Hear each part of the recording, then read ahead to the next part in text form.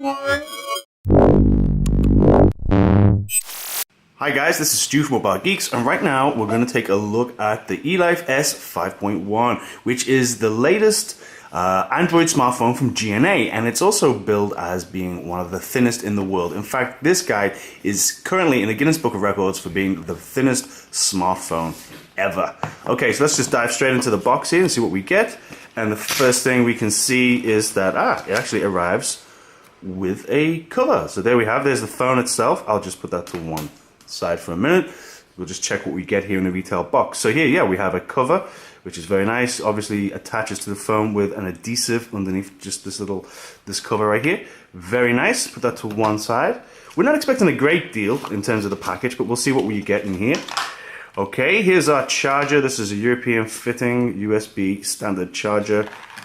I'm guessing this is the this is the USB cable right here. Very nice. All very standard and quite normal. What have we got in here? Let's have a look.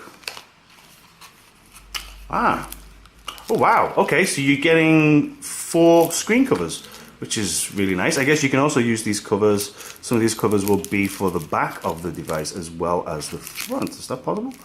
Well, we'll check that out later, but that's nice to see that we're getting some free screen covers included in the bundle. And also a bumper, which is also great to see. So you have the option of a case or a bumper straight from the off with the retail box. That's very nice. Oh, and here we have a micro USB to full USB adapter so we can connect drives and things. And we have a pin, I guess, which will just go on the side of the device. This is so you can access your SIM card. Okay, let's just get rid of all of this. Take all of that away. Okay, let's look at the device itself. Here he is.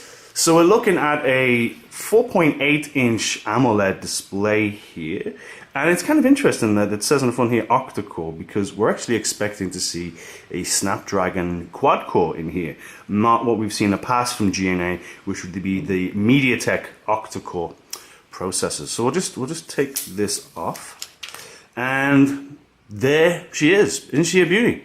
So in terms of thinness, yeah, this is still the world's thinnest smartphone, according to the Guinness Book of Records at least, and it's 5.1 millimeters thin. So that is impressive. We reviewed the S 5.5 just a couple of months ago, and it did impress us, especially in terms of build quality. And I think straight away out the box, you can see the Gionee are doing a great job with the build quality once again. We'll just turn on the device, let that boot up. Hello. Here you go. Nice little vibration. There we go, our Gionee logo, Android. But while it's doing it, let's have a quick look around the device. You can see, actually oddly, this is kind of like a phone I would describe as good for southpaws, because we've got the volume rocker on the side here and the power button also on the side, which is a little unusual because most manufacturers go for the right-hand side, not the left-hand side as we're seeing here. So at the top here in the front, we've got a front-facing camera. That's a 5 megapixel. Around the back here, we've got an 8 megapixel camera, which comes with an LED flash, and this also has autofocus, so this should be a decent camera. The bottom here, you can see that this is where your audio is coming in. You've got we've got these 2 little speaker holes right there. Then we have, let me see, this is our charging or power, I guess. This is for the charging. This is a regular standard micro USB 2. Here we have a headphone jack.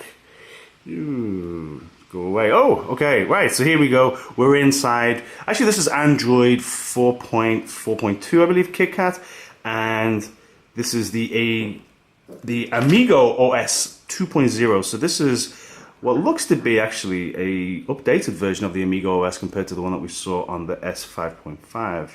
So inside here, we are expecting to see, if we just go to settings, where have they put settings? Things right here.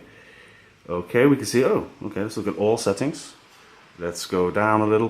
This is a very bright display. So yeah, I mean, straight away, I mean, we're impressed with the brightness. I'll just turn it down a little bit so it doesn't mess with my camera quite so much. But yeah, this is an AMOLED display, and it's 720p, so it's, what's that, 1280 by 720 this way. It's 306 pixels per inch, and it's looking very impressive straight out the box there. Certainly the brightness is pretty serious brightness, as you've seen before with AMOLED screens though, so maybe we shouldn't be too surprised.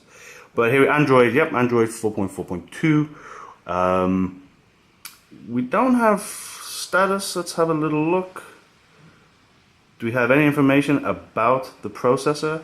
Well, maybe we just have to wait until we get CPU-Z on there before we can really confirm whether it is in fact the Qualcomm Snapdragon 400, which we're expecting, which is a 1.2 gigahertz quad-core processor, which should give us really decent performance. It's got Adreno 305 graphics, and we're also getting, well, here you're getting 1 gigabyte of RAM actually on this device. So that's not the most. I mean, a lot of flagship smartphones are now 2 gigabytes. So yeah, 1 gigabyte of RAM. Also 16 gigabytes of storage. The battery inside here is non-removable. You can't get into this beautiful slim chassis, but the battery is a decent 1100 milliamp hour job.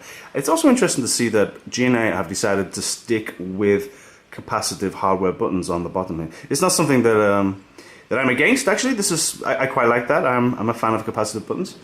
So there you go. I think this, I'm already starting to fall in love with this baby. This is very nice indeed. So here we have the Gionee Elife S 5.1.